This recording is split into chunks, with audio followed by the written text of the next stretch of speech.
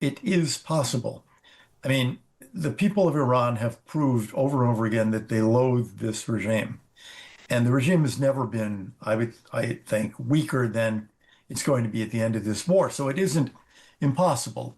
Most of the Iran experts I know think it is not going to happen, Mm. at least not right now. They're not giving predictions of 6 months to 2 years, but not right now. So it wouldn't be crazy for the president to think it might happen, um, particularly with encouragement. Listening to that, Elliott Abrams, former special representative to Iran under Trump and former deputy national security advisor himself. Hi there, Elliott.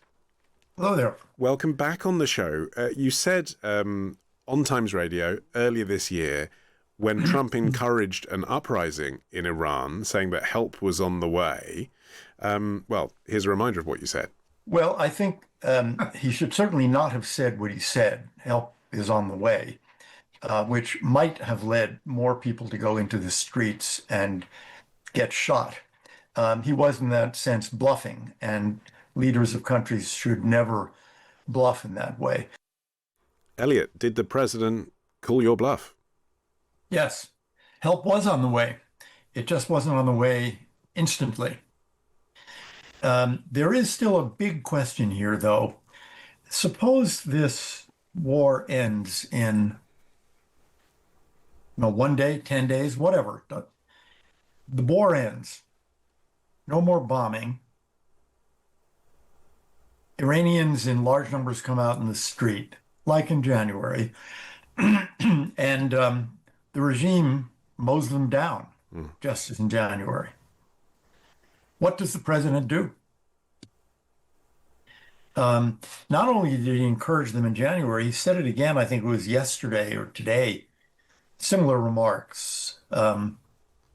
So I would think if there's another massacre, he's got a responsibility to do something about it. But But this time he's not saying he'll be there, is he? I mean, you're right. You were right before when you said he's saying help is on the way, so therefore the US has to follow up and help has to be on the way. This time he's saying, however unlikely and irrational it might seem, Iranians, rise up and thwart your government yourself. He's not saying I'll be there to help you to do it. doesn't say that exactly. But he is very, very much weakening the regime and, if you will, the sinews of power. If it is true, I've seen reports, and I don't know whether they're accurate, that Mojtaba Khamenei, the son of the late supreme leader, has been elected supreme leader. It's just another sign of the illegitimacy of the regime, building a clerical dynasty instead of the Shah's dynasty. And the son isn't an Ayatollah, which is supposed to be a prerequisite. So, I mean, the regime is a lot weaker than it was a week ago. President did say, if I remember it right, don't come out now because of the bombings. But when it's over, then you should take your government. So I would think he's got some kind of responsibility to do something if there are these mass murders. I mean, again, you heard my conversation just then with Harry Broadman, and again, it's the same sort of thing, isn't it, where you're trying to interpret what he might be thinking, which is a very, very difficult thing to do. Do you think he believes that that's possible, or does he know it isn't possible and he's just saying it because it seems like the right kind of thing to say, because otherwise you are just saying we're bombing you from the sky? It is, well, I would disagree on one thing you said. It isn't impossible. It is possible. I mean, the people of Iran have proved over and over again that they loathe this regime. And the regime has never been, I think, weaker than it's going to be at the end of this war. So it isn't impossible. Most of the Iran experts I know think it is not going to happen, at least not right now. They're not giving predictions of 6 months to 2 years, but not right now. So it wouldn't be crazy for the president to think it might happen, particularly with encouragement. I'm interested in that, actually. What I said was impossible, was trying to understand what he thinks. In your experience of dealing with him, how easy is it to lead him into an idea, to pitch him an idea, given that his attention, even if you're a supporter of Trump, it's very clear his attention is very short. It can be. I mean, people who've briefed him for longer periods have caught his attention. I think his attention was certainly caught by this. Look, he's taking an enormous risk here. He had not, prior to this, ever really risked American lives or done anything military that lasted more than, an hour.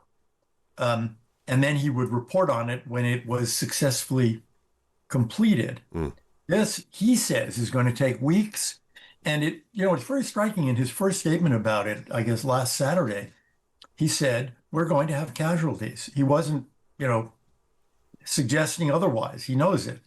So it's a huge risk for him politically. This could all go very badly. There could be an incident in which dozens and dozens and dozens of Americans are killed. And the end result, certainly by November, let's say, might not be encouraging. It might be discouraging. So it's a real risk. Sorry to interrupt. It was just a slight delay on the line. I was going to say, and of course, we might see more investigations into what the US and Israel have been doing. The UN Human Rights Chief has called for an investigation into the strike on the Iranian girls' school, where it's reported at least 165 the UN Human Rights Chief, I mean, he doesn't care about that, and nor do most Americans care about that. We don't care about, frankly, biased UN investigations. That's not going to move one voter in the United States. A congressional investigation might. What about the girls who died, though? 165, according to Iran, were killed. Well, Americans might care about that. If you think that the United States deliberately bombed a girls' school, then you are a person who simply hates America, Americans, the U.S. government, the U.S. military.